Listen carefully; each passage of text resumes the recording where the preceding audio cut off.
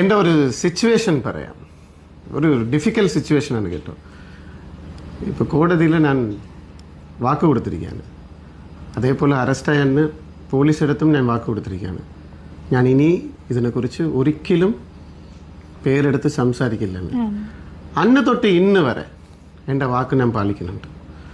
പിന്നെ കേസ് മേലെ കേസ് കൊടുത്ത് എൻ്റെ വായടച്ചിട്ട് മിണ്ടാതിരിക്കുന്നു പറഞ്ഞാൽ மற்றவரெல்லாரும் സംസാരിക്കും. நாம நிம்மதியா போகணும், எதுலயும் தலையிடக்கூடாது, பீஸ்ஃபுல்லா இருக்கணும்னு நினைக்கிறாரு. பட் அந்த சைட்ல இருந்து தான் ஏதாவது பேக் டு பேக் வந்துட்டே இருக்கு ஏதாவது.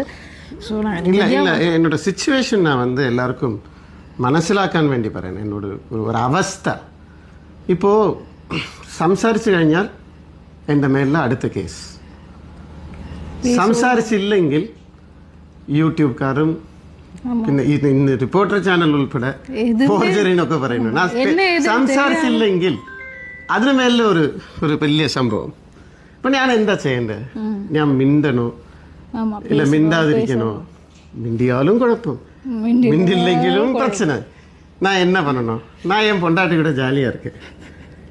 ഞങ്ങൾക്ക് ഒരു കുട്ടി വരാൻ വരും. അപ്പം ഞങ്ങളുടെ കുടുംബം നോക്കി ഞങ്ങൾ പോകുന്നതായിരിക്കും നല്ലത്.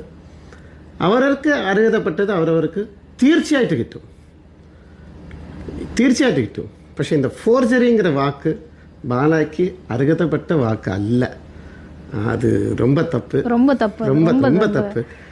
எதுவுமே தெரியாம இப்போ അങ്ങനെയൊക്കെ പറഞ്ഞാൽ നമ്മൾ ഒരു മനസാര இந்த வைக்கம் ചോദിച്ചു பாருங்க, മനസാര ഒരുപാട് പേർക്ക് നന്മ പண்றோம். அந்த നന്മയ്ക്കെല്ലാം വിഷം വയ്ക്കുന്നത് പോലെ ആയിപ്പോവും ഇങ്ങനത്തെ വാക്കുകൾ. മീഡിയാസ് യൂസ് ചെയ്യരുത്. അങ്ങനെ ഒരാളല്ല ബാല.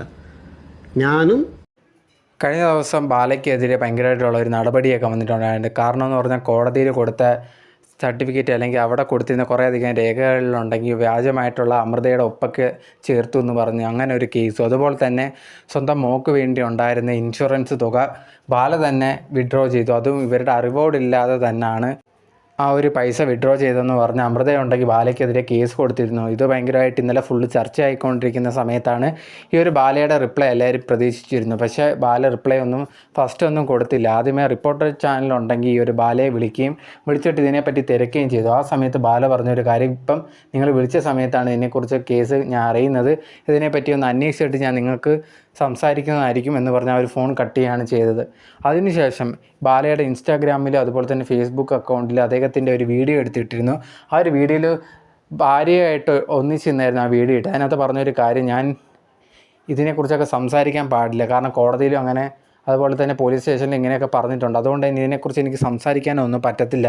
അഥവാ ഞാൻ സംസാരിച്ചാലും എനിക്ക് കേസ് വരും. സംസാരിച്ചില്ലെങ്കിലും ഈ ഒരു സോഷ്യൽ മീഡിയയിലുള്ളവർ അതുപോലെ തന്നെ ചാനൽസ് ഇത് പ്രശ്നം ഉണ്ടാക്കുന്നുണ്ട്. ഞാൻ എന്താണ് ചെയ്യേണ്ടത് എന്ന് പറഞ്ഞായിരുന്നു ആ വീഡിയോ ഇട്ടിട്ടുണ്ടെന്ന്. അതുപോലെ തന്നെ അതിനകത്ത് പറഞ്ഞിട്ടുണ്ട്, മീഡിയയിലൊക്കെ പറയുന്നതുകൊണ്ട് ഞാൻ ഫോർജറി ചെയ്തു എന്നൊക്കെ ഉള്ള കാര്യങ്ങൾ ഞാൻ അങ്ങനെ ഒന്നും തന്നെ ചെയ്തിട്ടില്ല. ഞാൻ കുറേ അധികം പേരെ ഹെൽപ്പൊക്കെ ചെയ്യുന്നതാണ്. അങ്ങനെയുള്ളവരെയൊക്കെ ഹെൽപ്പ് ചെയ്യുന്ന സമയത്ത് ഞാനുണ്ടെങ്കിൽ ഇതൊക്കെ കേൾക്കുമ്പോൾ എനിക്ക് ഭയങ്കരമായിട്ടുള്ള വിഷമമുണ്ട്. അതുപോലെ തന്നെ ആ കുട്ടിക്കോ അല്ലെങ്കിൽ ആ കിട്ടേണ്ടവർക്ക് എന്തായാലും കിട്ടേണ്ടത് കിട്ടും, അല്ലാതെ ഞാൻ ഒരിക്കലും അത് കൊടുക്കാതിരിക്കും അങ്ങനെ ഒന്നും തന്നെ ചെയ്തിട്ടില്ല. ഇതൊക്കെ ചുമ്മാതാണെന്ന് പറഞ്ഞാണ് ഒരു വീഡിയോ എക്സ്പ്ലനേഷൻ പോലെ ഇട്ടിട്ടുണ്ട്. പക്ഷേ അത് എത്രമാത്രം സത്യം നമുക്ക് മനസ്സിലാവുന്നില്ല. കാരണം ഓൾറെഡി കേസ് ഇപ്പം പൊയ്ക്കൊണ്ടിരിക്കുകയാണ്. ഇതുവരെ വന്നിട്ടുള്ള ഒരു വാർത്തയിൽ എല്ലാം വന്നിട്ടുള്ള കാര്യം പുള്ളിക്കാരി ഇതൊക്കെ ചെയ്തിട്ടുണ്ട് എന്നുള്ളൊരു കാര്യമാണ്. പക്ഷേ പുള്ളിക്കാരി ഒന്ന് പറയുന്നത് ചുമ്മാ ഈ ഒരു ന്യൂസൊക്കെ വന്ന സമയത്ത് ചുമ്മാ ഒരു മെഴുകക്കം പോലെയാണ് തോന്നിയത്. സോ നിങ്ങൾക്ക് എന്താണ് തോന്നിയത് എന്നുള്ളൊരു കാര്യം കമൻറ്റ് ബോക്സിൽ കമൻറ്റായിട്ട് രേഖപ്പെടുത്തുക.